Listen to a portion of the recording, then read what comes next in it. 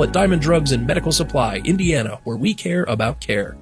Indiana in the Morning, presented by First Commonwealth Bank. It is 8:46, and it is time now for an interview segment presented by Marcus & Mack, voted Best Personal Injury Law Firm in the Best of Indiana County contest. Marcus & Mack, a law firm representing injured people. A lot going on in Harrisburg, so we're glad to have in studio with us this morning State Representative Jim Struzzi. Jim, good to see you again. Good morning, Josh. Thanks for having me on. It's been a while. It has. So, but it's also been a hot minute since the announcement yesterday of the Commonwealth Court saying the state's entry into the Regional Greenhouse Gas Initiative was unconstitutional. Now, from what I understand, it was the process that was used. Am I right on that? Also, the fact that it was essentially a tax that the legislature didn't have a chance to even comment on?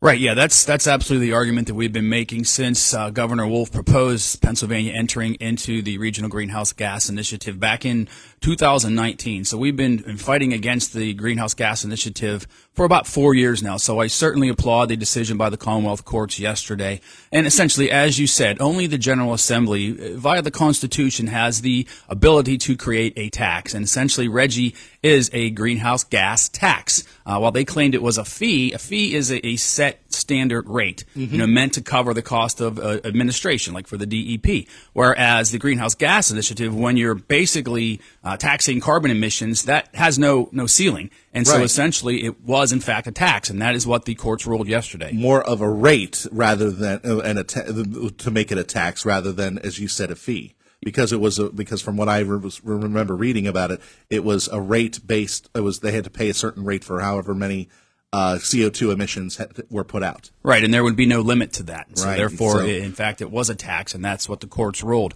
And I really think it's a win, though, for Pennsylvania residents, for Pennsylvania families, for our communities, because the way things are right now, electricity rates are already, in some cases, double. That puts an increased burden on families right now struggling with inflation, struggling to put food on the table and pay their bills. It makes it really makes it harder for businesses and manufacturing. So it's a win across the board. I know that the governor still has the option to appeal the case, but we're hoping that he lets it go the way that it should have gone years ago, and that is into oblivion, so that we don't have to deal with it again. But conversely, we still want to have good energy policy here in Pennsylvania, and we do want to address concerns with the climate.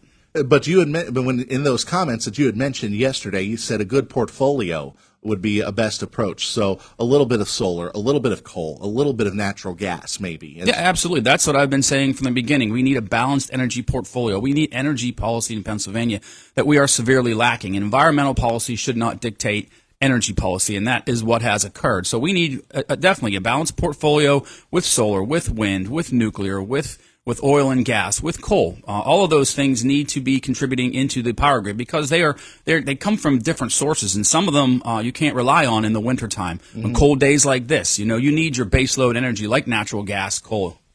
So, but one of the other things that I kind of think about right now is that the damage has been done in several instances because we have the closure of the Homer City generating station, and we have probably potential closures of other generating stations across the Commonwealth, all because of RGGI. But now that it's rescinded, you can't really go back and reverse those closures. No, unfortunately, the damage has been done to the Homer City generating station, and that really saddens me because we had hoped that this would have gone away years ago, as I said, and we could have saved the power plant at least for a few more years.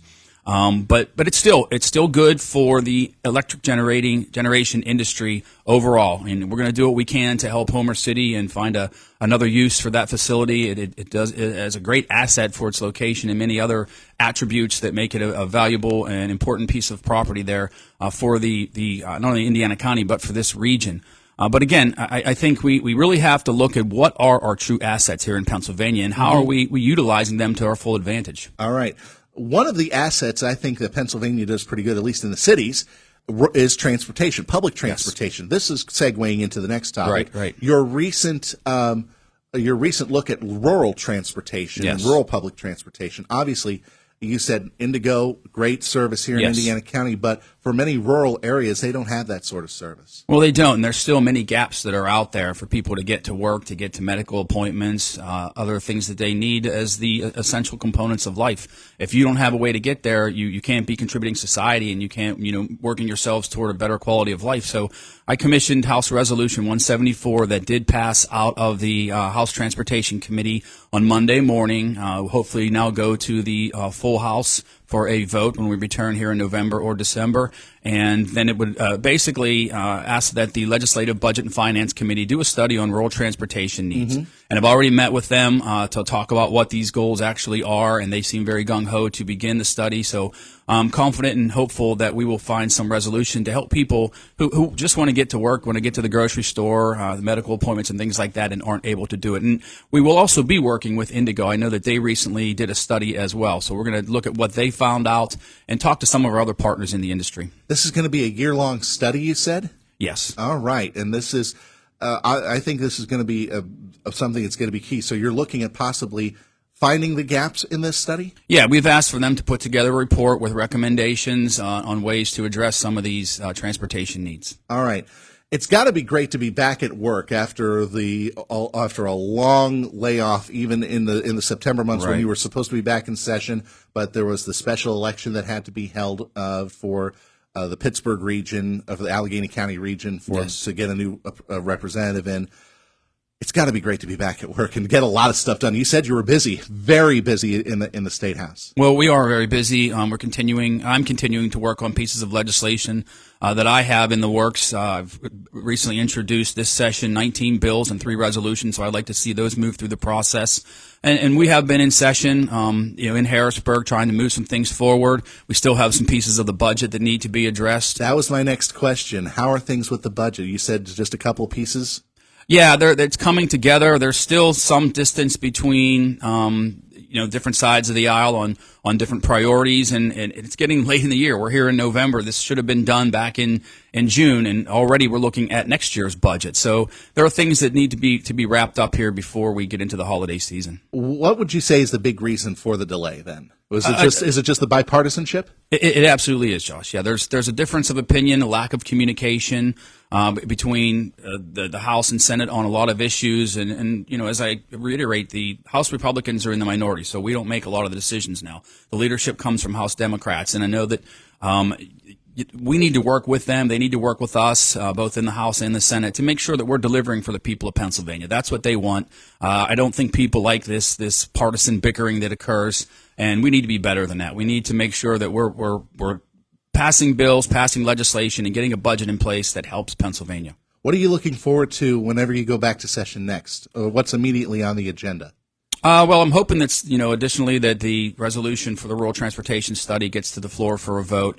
I'm hopeful that we can remedy House Bill 27 that did pass out of the House, unfortunately, with numerous amendments on it. That was my bill that would basically create and extend the flexibilities given in hiring teachers, substitute teachers. Okay. It's so very important. I hear it from our school districts weekly that, they need this legislation to be in place, and unfortunately it is, again, delayed because of differences in policy, and that's really not right, because it was a very simple bill that would simply extend those flexibilities, and now it's passed out of the House, but with some amendments that make it very difficult for a lot of people to support. Yeah, so I was just saying it was those amendments to the bill, not the common sense bill that you put forward. Right, yes. So is there a chance that maybe those amendments could be put to the side, and maybe that main bill come out once again? It's possible, yes. All right.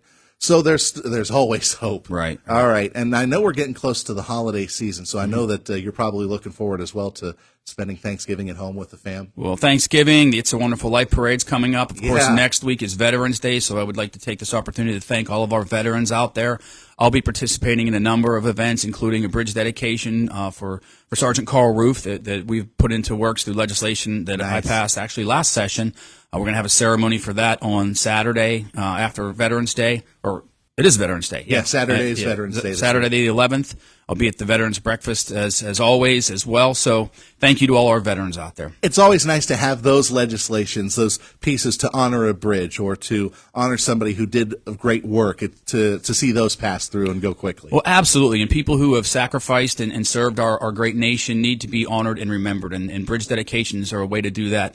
And I think it's so vitally important that for future generations we remember what it takes, and that the freedom that we have was never free. Anything else you want to discuss today, Jim? We'll be holding a teletown hall. That's where people can call in December. We'll be putting out some information on that. And if you want to learn more about what I'm doing, what we're doing in Harrisburg, subscribe to my weekly email. Simply go to repstruzzi.com and click the subscribe button. We put out a Friday email every week. Well, Jim, I hope that everything goes well in the next session. I hope everything runs smoothly, and I hope that the budget gets completed and we can finally put that in the rearview mirror, just like Reggie is now in the rearview mirror. Let's hope so, Let's Josh. hope so. Thanks again for coming in and for sharing all this news with our listeners. All right, thank you. All right. State Representative Jim Struzzi joining us this morning on Indiana in the Morning, presented by First Commonwealth Bank. Our interview presented by Marcus & Mack, voted Best Personal Injury Law Firm in the Best of Indiana County contest.